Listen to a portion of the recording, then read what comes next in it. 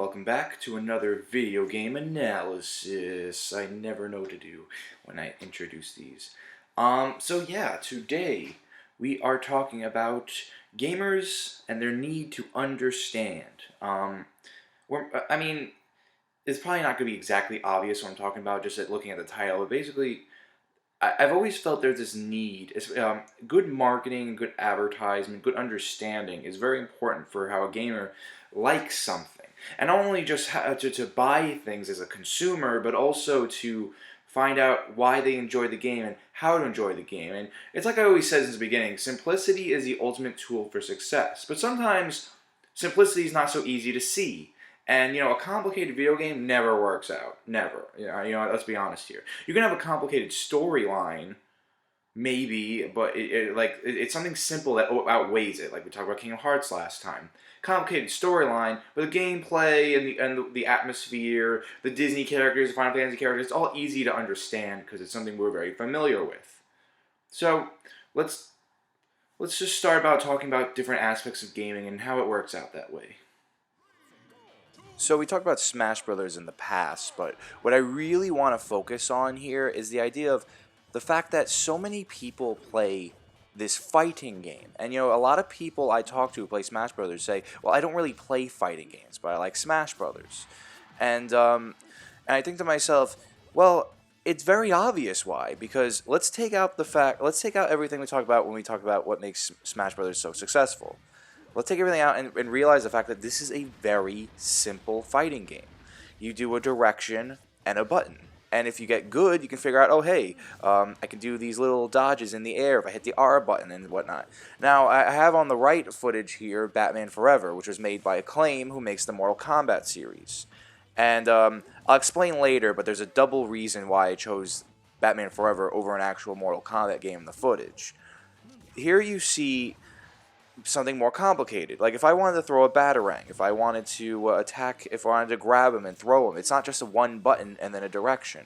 I'd have to duck, back, forward, up, I had to do multiple directions, or in Street Fighter's case, I would do like semi-circles or half circles or quarter circle attacks, which makes Ryu an interesting character in Smash 4, but that aside, it's more complicated. It's harder to understand. It takes practice. It takes a lot of practice and a lot of you have to really enjoy this kind of thing in fighting games.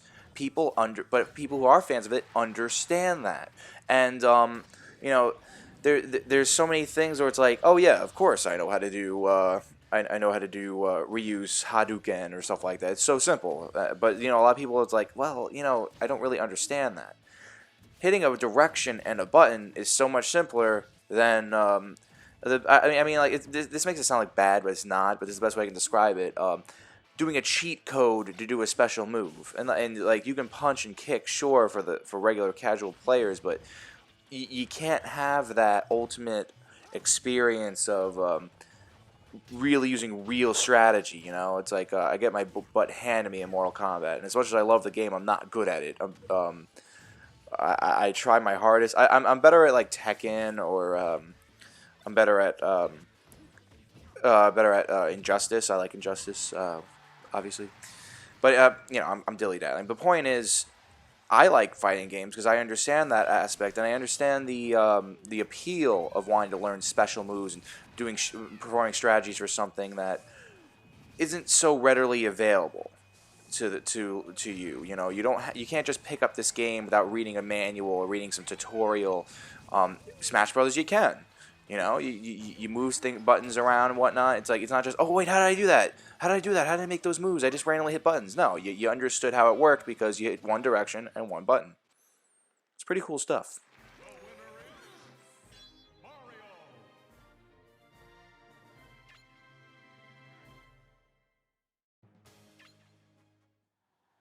So we talked about this from a software standpoint, but I think a hardware standpoint is much more interesting because, with all the wars going on with which console's better and PC Master Race and, all that crap, it's like there's this ultimate thing of hardware it's complicated, and I go on this for many VGAB episodes. But for the topic we're talking about here, strictly, the idea of hardware needs a more explanation. It's something you can't just take a chance on because it's more money. It's like so much of this can go both from a consumer aspect and a player aspect when it comes to playing games. So let's delve into that.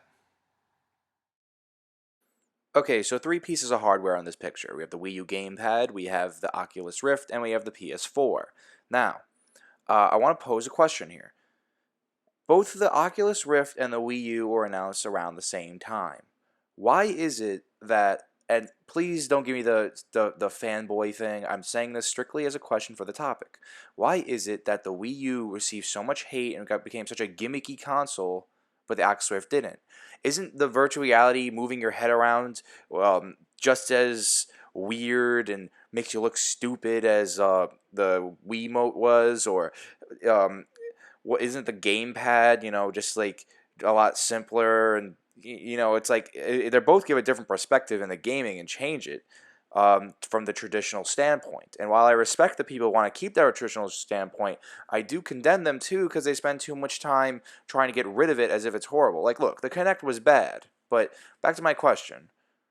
Well, it's because we understand what the Oculus Rift is, and we didn't really understand what the gamepad was doing.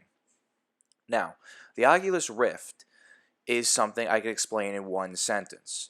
It is goggles you put on your head to give your eyes the camera view in a game. It is basically the right analog stick. It is basically your camera control with your head.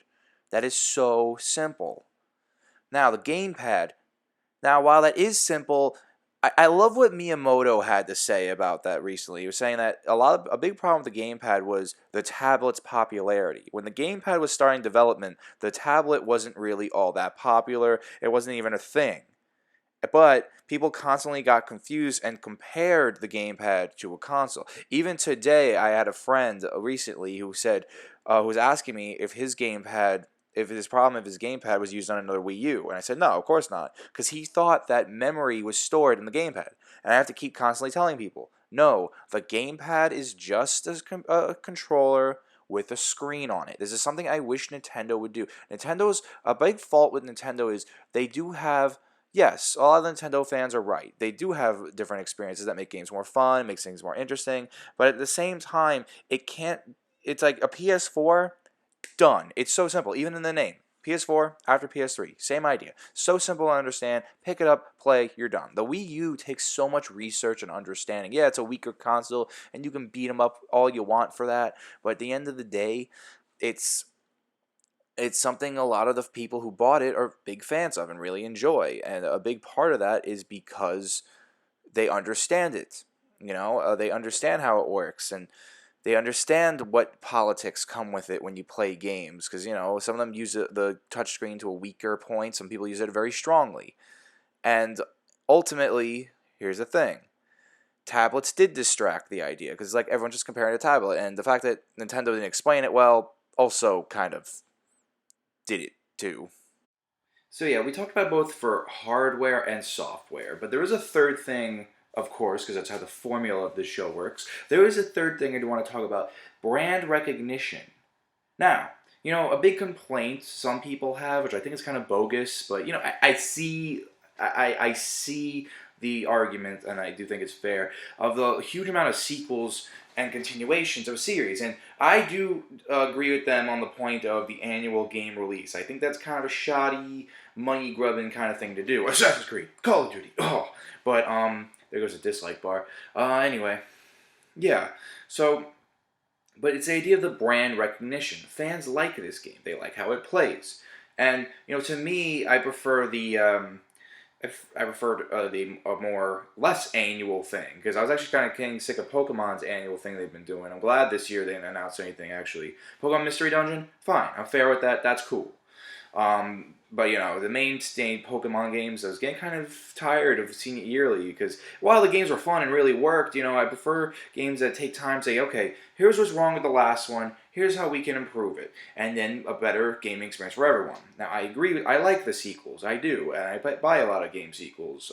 I like to try out new IPs too, because let's face it, gamers and understanding, we do have a tendency to not want to get out of our comfort zones.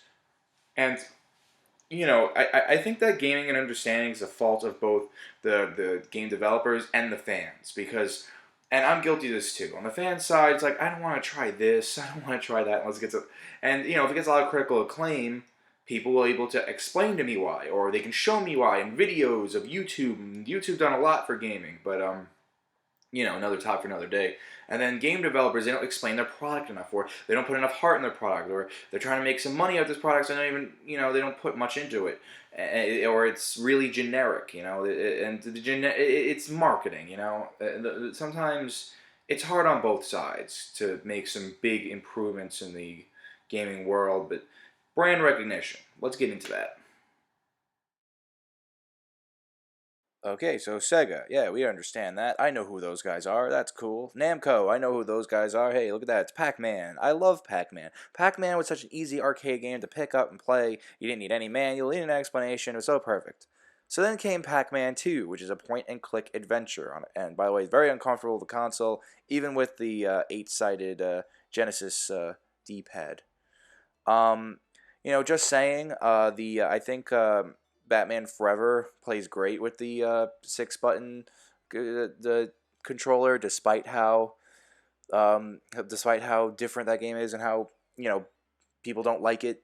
And I had a friend who really liked the game actually because he was a big Mortal Kombat fan. And there it is again. This is why I chose Batman Forever for that footage before, because my friend, unlike many people on the internet, even if people never played this game before because they saw the nerd video or some let's play of it of some guy who didn't like the game, they don't like it either. This is Batman Forever is a very unliked game, and my friend really liked it because he played as a kid, and also he had that understanding that hey, this is the Mortal Kombat idea of a side-scrolling platformer. They tried that again in Mortal Kombat. Or what was it? The origin stories with Sub-Zero that never took off. I forgot the name of the games, but I'm sure you know what I'm talking about. But yeah, here's another game. We got Pac-Man 2, brand recognition. You buy this game, it's like, what the hell is this? I don't know how people felt about this game, but I'd imagine, especially with the internet of today, especially of the days of today with the internet being a source for this thought, I'd imagine that this game was very hated and very like, what the hell is this? Because it's like, what am I doing? How am I doing? And I think this game's actually pretty fun once you get past the idea of what it is, And it looks like it's based off some Pac-Man cartoon. I know there was an older one. I don't know if it was exactly, but there it is again, based on cartoon, based on a movie with Batman Forever. This idea of understanding a brand action makes the sales, and I do think this is a good game once you give it a shot, and I think Batman Forever can be enjoyable but only with the 6-button Genesis controller. I tried it with the 3-button, and I tried the Super Nintendo version. Honestly, the only one I like is the 6-button controller on the Genesis. And sometimes it does take that kind of thing to find your understanding too. But the point here is, I know who Pac-Man is. I want to buy this game. This is Pac-Man 2. It's the same thing with Yoshi's Island. It was called Super Mario World 2 Yoshi's Island. Got to get those sales going. And it's cool stuff. Alrighty, yeah. Once again, thank you guys for watching. You know how it works. Yeah, I think this is such an interesting topic to look at for both fans of games, gamers, and game developers, because they both need to understand that both parties need to have a mutual idea of what makes this game or successful, both or hardware, or whatever, both from a consumer standpoint and a player standpoint. It really comes full circle into being a gamer. So, with that being said, next time, I wanted to do something else like this. We're gonna look into the silent protagonist. It's a very big thing in games. It's a thing that happens. Is it? There's so many questions here. Is it worth keeping them silent? Should they get a voice? Should they? Why would it keep continuing? Why was it there back then, other than hardware limitations? A lot of things to talk about, and I'm looking forward to it. If there's anything I missed, if there's anything I got wrong, if there's anything you'd like to add to the conversation, please do not hesitate to leave a comment. A like and a share will always help out too. You know the drill. Thank you all so much for watching. I've been Billy, your video game analyzer. Have a good day, good night whenever you're watching this, and I'll see you next time.